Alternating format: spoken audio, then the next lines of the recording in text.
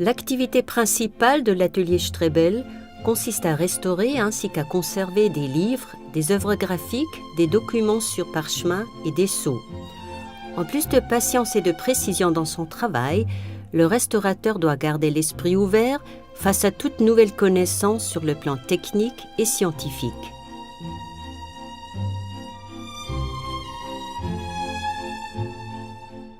À part la restauration, l'atelier Strebel s'engage dans le domaine de la conservation, c'est-à-dire la prévention des dégâts.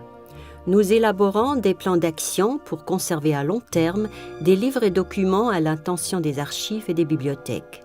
Par ailleurs, depuis quelques années, l'atelier Strebel propose des systèmes visant à une économie d'énergie lorsqu'il s'agit de la construction ou de la rénovation de locaux. Les feuillets d'une Bible sont lavés dans des bains d'eau chaude. Ce processus permet de dissoudre les acides et les impuretés du papier. Grâce au lavage, le papier regagne de la stabilité. Les lacunes et les trous dans le papier sont comblés au moyen de fibres de papier liquéfiées. Les feuillets ainsi traités sont pressés entre des feutres puis séchés. La masse de papier excédant les bordures originales est coupée. Une gravure présentant des taches d'humidité est déposée dans un bain. Cela permet de blanchir les taches par une lumière artificielle.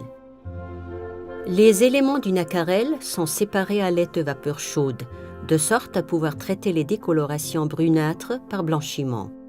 Les lacunes de ce sceau appartenant à un document du Moyen-Âge sont comblées à l'aide de cire. Le parchemin neuf est coloré au moyen de pigments naturels. Il sera ensuite inséré sous le dos présentant des lacunes. Les bords du cuir neuf sont amincis et parés pour pouvoir intégrer le cuir neuf aux anciennes reliures en cuir. Après la restauration, le corps de l'ouvrage est recousu. Le cousoir, utilisé à cet effet, est un outil employé depuis environ 700 ans. Si vous avez des questions quant à la restauration ou à la conservation de biens libraires et documentaires, n'hésitez pas à nous contacter.